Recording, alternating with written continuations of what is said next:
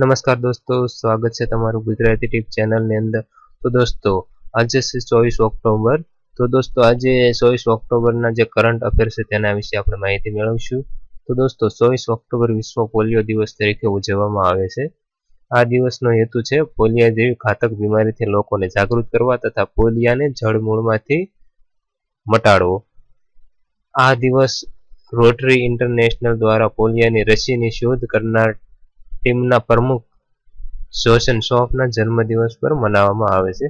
તો આજે જે પોલિયોની રસી હતી તેની શોધ કરનાર જે ટીમ હતી તેના પ્રમુખ જોશન શ્રોફના જન્મદિવસ પર મનાવવામાં આવે છે. ભારતમાં પોલિયો અભિયાનની શરૂઆત 1995થી કરવામાં આવી હતી. 12 માર્ચ 1914ના રોજ વિશ્વ સ્વાસ્થ્ય સંગઠન WHO એ ભારતને પોલિયો મુક્ત જાહેર કરેલો હતો. આજના દિવસે સંયુક્ત રાષ્ટ્ર સંઘની સ્થાપના તરીકે પણ મનાવવામાં આવે છે. સંયુક્ત રાષ્ટ્ર સંઘ એટલે યુનાઇટેડ નેશન. આ સંગઠનનો ઉદ્દેશ આંતરરાષ્ટ્રીય સુરક્ષા, આર્થિક તેમજ સામાજિક પ્રગતિ તથા વિશ્વ શાંતિ જાળવવી એવો છે. 24 ઓક્ટોબર 1945ના દિવસે 50 જેટલા દેશોએ આ સહમતિ પત્રક પર હસ્તાક્ષર કર્યા હતા. હાલમાં આ સંયુક્ત રાષ્ટ્ર સંઘની અંદર 193 જેટલા દેશો આના સદસ્ય છે. હવે કરંટ અફેર જોઈએ. એક નેશનલ ઇન્સ્ટિટ્યૂટ ઓફ ટેકનોલોજી અગરતાલ દ્વારા હાલમાં કોને ડી.લિટની પદવી આપવામાં આવી છે? તો નેશનલ ઇન્સ્ટિટ્યૂટ ઓફ ટેકનોલોજી અગરતાલ દ્વારા હાલની અંદર દીપા કર્માકરને ડી.લિટની પદવી આપવામાં આવી છે. બીજું, 2005 પછી કયા દેશની સરકારે પહેલીવાર સરકારી બજેટને મંજૂરી આપી છે?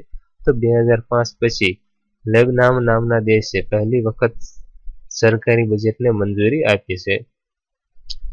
ત્રીજું, નોર્વેની પહેલી વિદેશ મંત્રી કોણ બનાવવામાં આવી છે? તો નોર્વેની પહેલી વિદેશ મંત્રી એક્સિન સોરીડને બનાવવામાં આવ્યા છે. 4, રાજ્યસભા ટીવીના સમિતિ પદ અધ્યક્ષ કોને બનાવવામાં આવ્યા છે? તો જે રાજ્યસભા ટીવી ચેનલ આવે છે તેના સમિતિના અધ્યક્ષ પદ પર સૂર્યપ્રકાશને અધ્યક્ષ બનાવવામાં આવ્યા છે.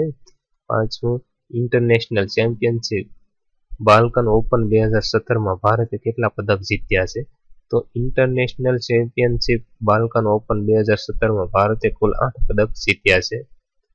6, કોટક મહિન્દ્રાએ કઈ મોબાઈલ કંપની સાથે કરાર કર્યા છે? કોટક મહિન્દ્રા જે છે એને સેમસંગ મોબાઈલ સાથે કરાર કર્યા છે. 7, સ્વિટ્ઝરલેન્ડ માટે ભારતના રાજદૂત તરીકે કોની નિમણૂક કરવામાં આવી છે? તો સ્વિટ્ઝરલેન્ડ માટે ભારતના રાજદૂત તરીકે સીબી જોર્જને નિમણૂક કરવામાં આવી છે. તો દોસ્તો, આ હતા આજના 24 ઓક્ટોબરના કરંટ અફેર. તો દોસ્તો, આવા કરંટ અફેર અને ઘણા બધા વિડીયો જાણવા માટે પ્લીઝ તમે અમારી ચેનલને સબસ્ક્રાઇબ કરો અને સાથેનું બેલ આઇકન જરૂર દબાવો, જેથી કરીને નવા વિડીયો અપલોડ કરીએ કે તરત જ તમને નોટિફિકેશન દ્વારા જાણ થઈ શકે. Thank you.